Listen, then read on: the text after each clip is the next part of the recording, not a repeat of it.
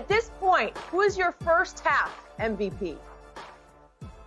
Well, see, Jen, I don't like the way you got that written, because in one saying you said who's been the best player of the first half, and then the other question is who's the MVP, and I believe those are two separate arguments, Skip Bayless. Okay. I believe the best player in the NBA currently still is LeBron James, but given what Joel Embiid did last night, Skip, that was unbelievable. That was as good a performance, and he had some big moments this year, and I agree with Fox Bet. I'm going to say Joel Embiid has a slight lead. But if you look over the past couple of days, Skip, you saw Jokic. He had a 39-point triple-double 2 days ago. We saw Dame. He didn't shoot the ball well last night, but guess what? The thing is, he's unafraid to take big shots and make them in big moments when a lot of people will shy away from those moments, considering how bad he had played. James Harden has been spectacular. Nothing short of spectacular since he joined the Brooklyn Nets. But the thing James has had is that he's either had Kyrie or KD riding shotgun with him the entire season. The only guy that can make a compelling case like LeBron is Dame, because no CJ, no Nurk for the better part of the season. But Skip, I will concede this. Given what, and it's kind of like a movie, what's your best Denzel Washington movie? It's probably the last one that you saw, because Denzel doesn't make a bad movie.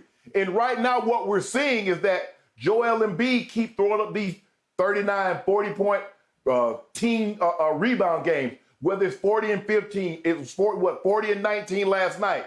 But the best player is LeBron. But this is, I believe, Skip, this will be the closest MVP race in all the races before, because you got very worthy candidates that can make compelling arguments in different situations. Joel Embiid has had Ben Simmons and had Tobias Harris the better part of the season.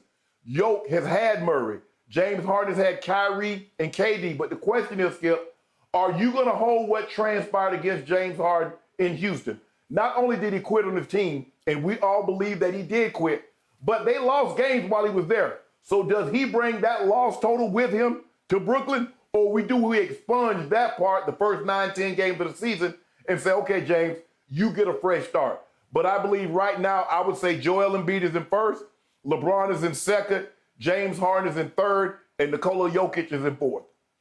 Okay, before I express my shock over what you just said, quick aside on Denzel movies. I liked The Little Things. I thought it was really good. I was riveted to the sort of shocking end to it with Jared Leto.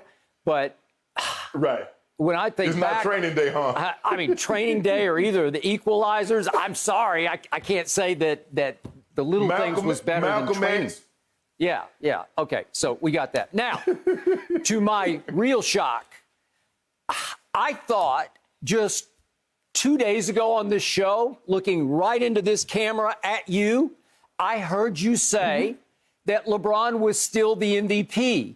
And you're going to be a prisoner of one Wednesday night moment of Joel Embiid, who, by the way, just 1 day ago, you said was not as good as Jokic. You took Jokic over Embiid, and suddenly off one night at home in Philly against Utah, you have vaulted Joel Embiid, my guy, to the top of the MVP list for the first half of the NBA season. That's what you're saying. Skip, what you're trying to do is that you said Nikola Jokic was better than Joel Embiid, and you said LeBron. Okay, I still believe, you asked me, the question the other day was who would I take? I still would take Jokic, but just because I would take Jokic, that doesn't mean Joel Embiid is not the front runner for the MVP. Now, I will give you this. Had LeBron been able to pull off that performance of the other night, which he had 36, and they won that game, I believe he would have stood pat. But Skip, you know how this thing is. This thing is swaying back and forth in the wind. And so that's what we're going to have. It's going to be nip and tuck. You're going to have one guy going to have a week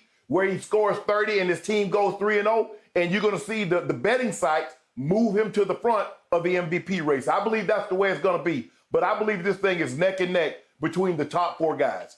Okay, so do you have LeBron second, third? I do. Yeah, I have him second. I said I had Joel Embiid slightly in front of LeBron. I'm going to do James Harden, Jokic, and Dame Lillard. Okay.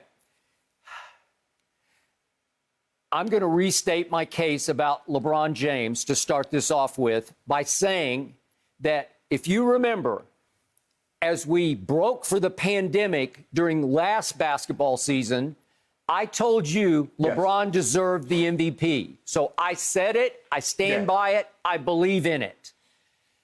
This year, he had a chance to make a front-running case where he could have come close to closing the deal if he had taken over the NBA season without Anthony Davis. And he's now played 8 games without Anthony Davis. And yet, through Valentine's month, the month of February, I can't help it, Shannon. I lost love for your man LeBron because he did not rise and he did not shine without AD. And I realize he lost Dennis Schroeder, but come on, is he Kyrie Schroeder? I don't think so. That was even more of a big moment. Piece, though, Skip. Yeah, but LeBron has to seize the day and the night. He has to take over games at home. And you realize without AD, he went 2-4 in the month of February at home. And he lost to Brooklyn without KD. And he lost to Miami, which had been struggling up to that night. He lost to a Washington that was 10-17. And then he lost at home to Phoenix after Phoenix lost Devin Booker early in the third quarter. So didn't have Devin Booker, their best player, for the bulk of the second half. And LeBron couldn't close that deal. So he certainly closed no MVP deal. No. And like I said, Skip, but let me ask you a question. Did the Phoenix Suns still have an all-star, an all-NBA point guard still at the helm? You make it seem like they lost Devin Booker, and Devin Booker, he's their best player, and then they had nothing else. But Chris Paul was still there. But let me ask you this. Without Anthony Davis, with LeBron James and Dennis Schroeder, what's LeBron's record with Schroeder without AD? You see, because you keep saying no AD, but we know what Schroeder is. There's a reason why they traded for him, Skip. You try and see anybody that comes alongside LeBron. You talked about Daniel House last year in the bubble. You talk about Bruce Brown. But when I mentioned Dennis Schroeder, you're like, oh, who is that, Kyrie Schroeder? No, he's a very valuable piece for what they do. He's their third best player. He handles the ball. He does a lot. He's their best on-ball defender. And he was out 4 games, and they didn't win any of those games without Schroeder. So he's a valuable piece. Is he more valuable than AD? No, I never made that argument. But to try to minimize him and try to make it seem like he's the 13th guy on the bench is just not true. Okay, but Shannon, I'm grading on the scale that you set on this show because you even now, just a few minutes ago, you told me LeBron James is still the best player on the planet.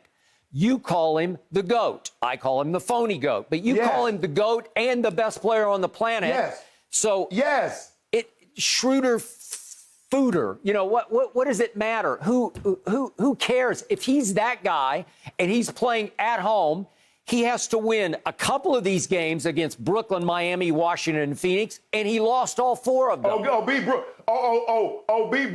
Brooklyn with 2 All-Stars. Minus your All-Star, beat them with 2, huh?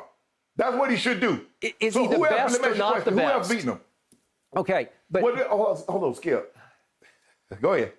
Okay, but Shannon, if I look at his month of February, it was pathetic by LeBron's best player on the planet standards. In the month of February, he shot 28% from the three-point line. Without AD, he also, through 8 games, shot 28% from the three-point line. In the 8 games without AD, he's made 61.5% of his free throws. That's just pathetic. He's still second in the NBA in turnovers. That's not great. And then I look at the big picture of the season. He's averaging 25.8 points. That's pretty good. 8 rebounds. I like pretty that. Pretty good, okay. And 7.8 assists for the year. That's down from 10.2 a year ago. So clearly his new focus is on shooting threes because he's shooting a career high 6.7 threes a game he's attempting. I knew you were going to do that with the assist total. So what role did Schroeder play in LeBron James' assist total going down? What role is him being off the ball more than any point in time maybe in his career has that played in his assist total being down? You make it seem like all of a sudden he's just shooting more and he's not passing more. Dennis Schroeder also is carved some of those out because he's starting and playing 30-plus minutes. So he's also facilitating offense also, Skip. Is that a good thing or a bad thing? Because I'd rather see LeBron try to lead the league in assists. No, Skip, he led the league in assists, but did we actually think he was still going to be able to dish out that many assists playing off the ball? He normally has the ball in his hand. I guarantee you, this is probably the least amount of time that LeBron, maybe except with the exception of a few times in Cleveland with Kyrie, that LeBron has been off the ball as much as he is currently. Just for the record, he's attempting a career-high 6.7 threes per game. I think he's trying to catch Kareem in the all-time points record. And yet his three-point shooting has fallen to 35.8%. That ranks 120th of 164 qualified three-point shooters. That's not good. His free throw shooting... Let me ask you a question, Skip. Wait, let me finish. His free throw shooting has plummeted all the way to 69.2% from the free throw line for the season. That ranks 102nd of 112 qualified free throw shooters in the NBA. You can't make any MVP case off that. I love how you do this. You keep talking about the month of February, but if I'm not mistaken, Jenny and people at home, the NBA season started in December. I just gave you those. Those were big. So that was for the whole year. The numbers I gave you. Whole year. But you don't know. I know you give me for the number for the whole year, but you put emphasis on February. You go back to February. You mentioned Valentine's Day. You mentioned since AD's been out. You didn't mention when they start in December. You didn't mention January. You mentioned, put emphasis. Hashtag emphasis on February. And so the season is just not February. It was also December and January as well. So but what you also try to do... Go ahead.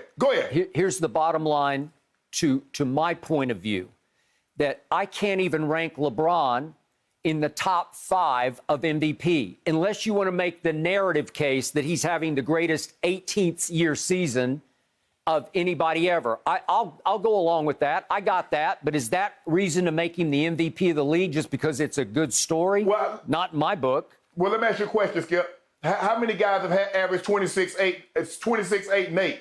Forget 18. I'm talking about year 2, year 5, year 10, year 11. How many 26, 8, and 8 guys have there been? Okay, but does that still qualify him to be better than Joel Embiid? Well, you just told me no, and I completely agree with that. Hold on, Skip. Okay, Joel Embiid, I've been trying to explain to you, he is a maturing monster.